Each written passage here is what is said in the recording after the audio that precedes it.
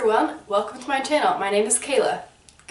So today we're going to talk about what if your job is not safe for you during pregnancy. Technically, if your job is truly dangerous, there is plans in place for you legally to protect yourself while you're pregnant. And normally they have you tell your employer immediately when you found out you're pregnant, so they're able to put those plans into place for you if you work in a dangerous or hazardous environment. And from the upward view standpoint, you are safe. But what if, we're not God, we don't know everything.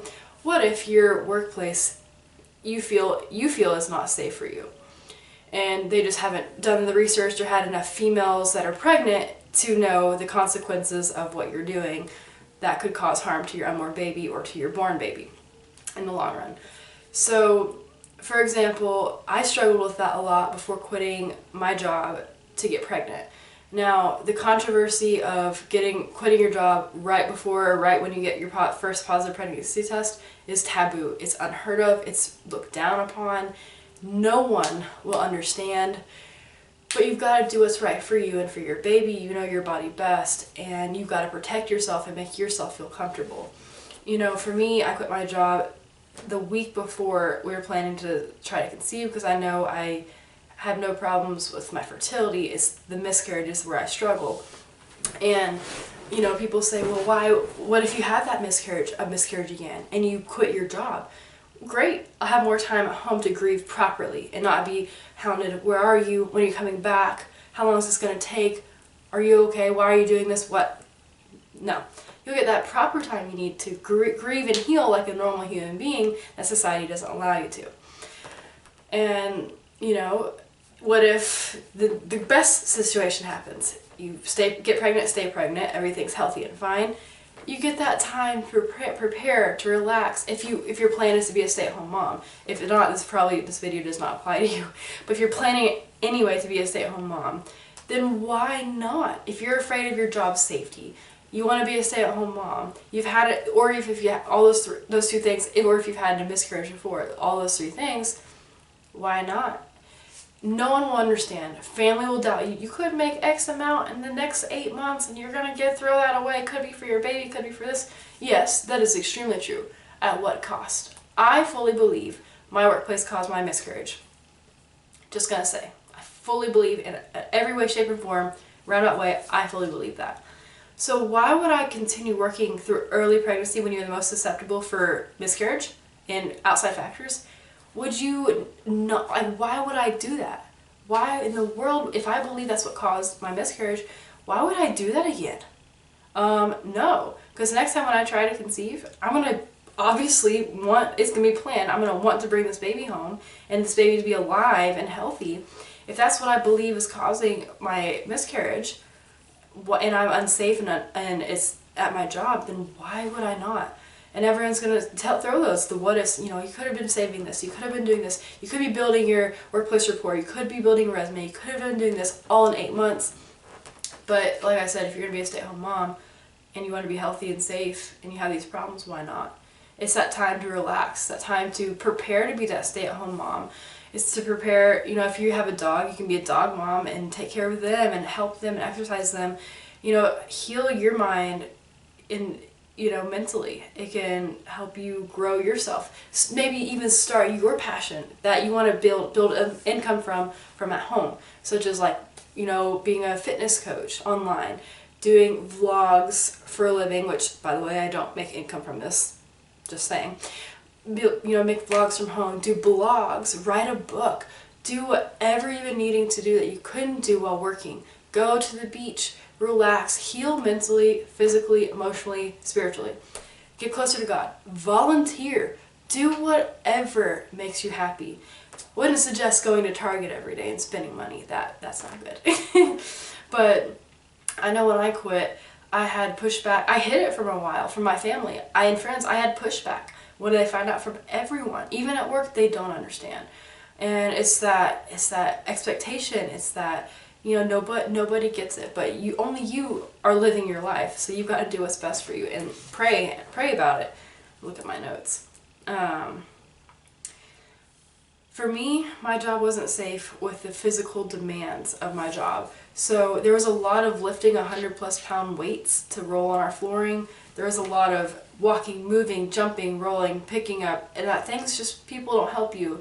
And it's more that gender equal role. People are afraid to do something for a female because they wouldn't help a male that way, and they're afraid they'd go to HR and say, hey, they're just opening the door for me because I'm a female. It's like, no, they're opening the door for you because you had a heavy load and you couldn't open the door yourself.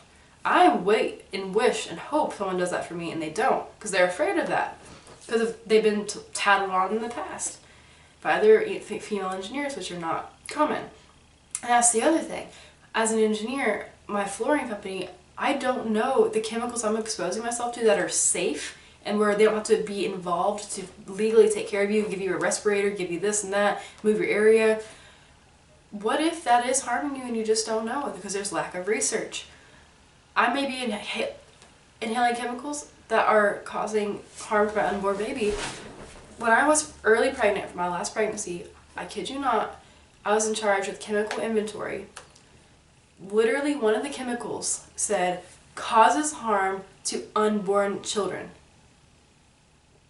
I touched the stuff, smelled the stuff, not under a fume hood, because I'm supposed to identify, label, inventory, shelf this chemical.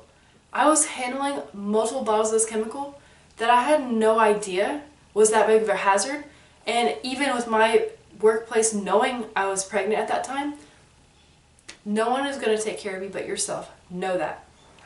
Be your own advocate. What if, I strongly believe that or one other thing is what caused my miscarriage. And it's very concerning because days after that is when I miscarried. Coincidence? You're the most fragile, your baby is the most fragile the first 6 weeks of life and up until the first 12 weeks of life. Also, I work with a lot of areas where these unknown chemicals are sprayed into the air that you breathe. That is just part of like our pod system, and where we put down flooring and just test it under like harsh conditions. That I breathe all the time and gave you massive headaches for days on end, and it's like, this is obviously affecting me, caused numbness and tingling in your elbow, radiating throughout your body. You know, every now and then that would happen to me. It's like, what is that? That's affecting my neurological system. And also black mold. Black mold was present and exposed continuously. And my coworker who was expecting, they always was like, oh, you need to go to another room while this is happening. Well, just because I don't have a baby currently, I don't want to be exposed to black mold still, because that can be a prolonged exposure to you, prolonged effects. And you know, what if since I had a miscarriage, what if I was trying immediately and was pregnant again, and they know that, but they will not say something like, oh, just in case I go to the other room, you know, this is not good, or just this is not good for you, go to the other room. No. So, and I'm expected to still work in that room for days that this is exposed to the air. Black mold. It's like, and right now specifically with COVID, I'm, you know, forced to go into work every day where my job could have been done 85% of the time at home, and expose myself, and being pregnant when I was to COVID were unnecessarily, because the only place I go right now is pick up groceries at the grocery store from the delivery. How much, that's very limited exposure, and that is it. I'm trying to protect myself. And, you know, I was exposed to so many people, so many places because of them. What if I had that and didn't know it, and that's what killed my baby? And I will never know that. I want to eliminate as many what ifs as possible. No, I'm not going to live in a bubble, but if I truly deep in my heart believe, and God is prompting me to believe this, that my work possibly caused my miscarriage, I will not put myself at risk again for my next pregnancy. I refuse. I will not have a miscarriage because of work. It'll be another factor. And also, you know, when you're pregnant, you need sleep. Like me, I stress and worry about work. My day, Lucy, I get probably 5-6 hours of sleep every day. In early pregnancy, you're so tired, you want to sleep at all points of the day if you need to take a nap. And at work, obviously you can't do that, and you're already running on lack of sleep, and you're expected this amount of productivity when you're already so sleep deprived and have to get up a certain time, go to bed a certain time. Life's not scheduled like that. Like, you know, the world is not based off of, you've got to do this. It's your body. I already have trouble sleeping anyway. I can't fall asleep. So, you know, just simple stuff like that. But with all guys, they don't understand. They're not going to think about that. They're not going to watch out for me. They're old men. I'm not going to put myself at risk. So when your job isn't safe during pregnancy and you feel you need to quit, do what you've got to do. I'll make another video after this about how to quit in early pregnancy when there's, in their minds, no reason and you're needed in your work environment. So stay tuned to that to kind of help you get through that. Honestly, another part too that I forgot to mention is, what if you yourself are scared too, because you don't know, you know, you're scared of another miscarriage, you're scared of the what ifs, and you're just not ready to face that, you know, you don't know what happened in the first place, or the first miscarriage, and you're just afraid, and you know this next pregnancy you're going to be hyper vigilant on every sign, symptom, feeling, cramp, bleeding, anything that's just going to not be healthy for you mentally. So you need to be in a good place before, you know, buckling up for this again, for the worst case scenario, this to all repeat itself.